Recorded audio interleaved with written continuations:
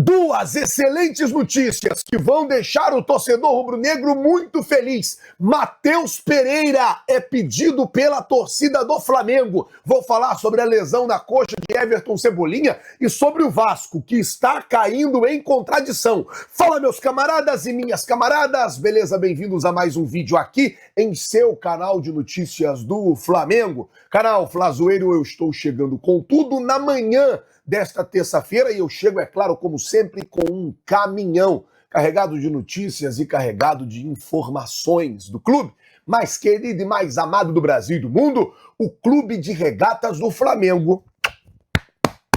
Nosso amor. Mas antes de qualquer coisa, gente, na humildade, na moral, tá faltando menos de 1.200 para a gente chegar à incrível marca de 2.430.000 inscritos. Então eu queria pedir a você que não é inscrito no canal, para você se inscrever no canal. Você não paga nada por isso, é de graça. Tem um botão aqui embaixo escrito inscreva-se.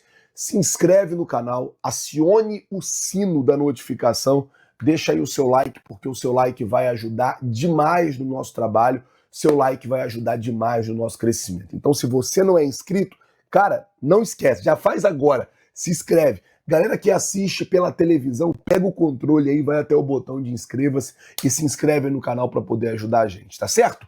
Bom, deixa eu começar o vídeo falando sobre Everton Cebolinha, porque o Flamengo ontem soltou uma nota oficial atualizando sobre a situação do jogador. Vale lembrar que Everton Cebolinha saiu do jogo, né, no último sábado, o jogo contra o Maricá. Ao tentar chutar uma bola, ele sentiu uma dor e pediu logo a substituição. O Flamengo disse na nota: o Clube de Regatas do Flamengo informa que o atacante Everton Cebolinha realizou exames de imagens nesta segunda-feira, dia 24. Após ser substituído com dores na partida contra o Maricá no último sábado, o resultado apontou uma pequena lesão no músculo posterior da coxa direita. O jogador já iniciou o tratamento com fisioterapia e no departamento médico do clube, ou seja, já está tratando, a tendência é que ele volte aí com 15 dias. Então, provavelmente ele volta para o segundo jogo ou para o primeiro jogo da final agora do Campeonato Carioca. Ou ele volta lá no outro sábado, que vai ser o segundo jogo, ou ele volta no primeiro jogo da final para poder, já estando, né, recuperado, já estando bem, e se Deus quiser, vai ser só uma pequena lesão mesmo e nada mais que isso. Bom, deixa eu mudar de assunto. Já que eu estou falando de Campeonato Carioca, já vou falar sobre o Vasco, que está caindo em contradição. O negócio é o seguinte: Carlos Amoedo, que é o CEO do Vasco, já afirmou que o primeiro jogo da semifinal do Campeonato Carioca entre Flamengo e Vasco no próximo sábado vai ser realizado no Newton Santos, o Engenhão.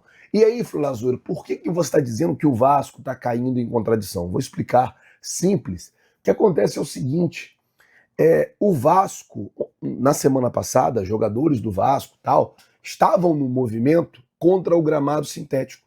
Todos eles, ou a maioria deles, né? Tava lá, o Felipe Coutinho tava, os principais jogadores do Vasco estavam ali naquele movimento que o futebol é natural, que não pode jogar no sintético, aquela coisa toda.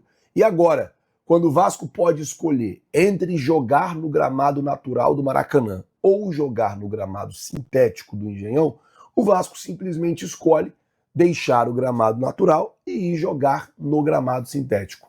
Ruim para o Vasco, ruim para o Flamengo, porque o Vasco alega que jogar no Maracanã para eles, o Flamengo tem muito mais um clima.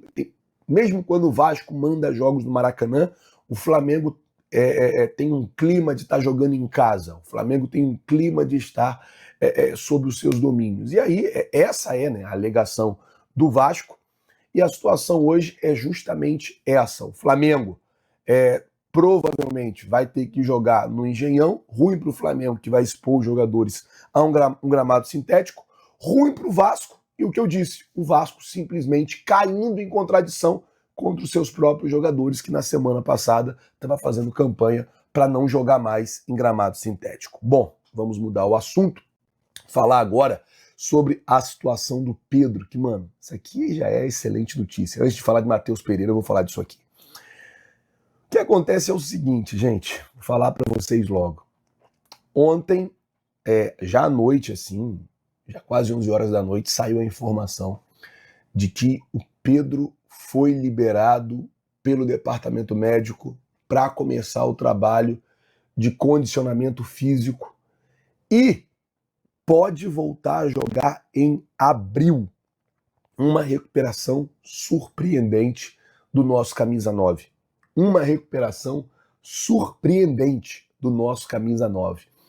A informação é que ele passou por uma consulta com o médico que fez a cirurgia, mais o Dr. Runco ali também acompanhando e tal, e o médico falou, olha, você já está bem, você já pode já começar o trabalho de recondicionamento físico. O que seria, né, esse trabalho de recondicionamento físico do Pedro?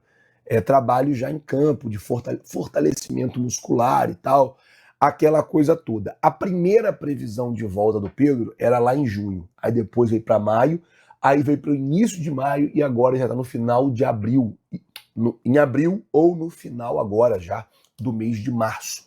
Então assim, o Pedro ele surpreendeu a todos no tempo de recuperação, surpreendeu a todos numa recuperação em tempo recorde, e é uma notícia que com certeza para o torcedor rubro-negro ela é muito boa. Por quê? Porque ela ainda, e a gente tem que falar disso, ela ainda vai trazer o Pedro para jogar, quem sabe, já à disposição os primeiros jogos da Libertadores. E o Flamengo está precisando do 9 ali, referência mesmo dentro da área. Eu acho que isso vai ajudar muito o Flamengo, vai ajudar muito o Felipe Luiz e eu torço que o Pedro volte bem, cara. Que ele volte voando, voando, voando e que ele faça esse ano a melhor temporada da vida dele. Bom, vamos mudar o assunto, falar agora de uma segunda excelente notícia.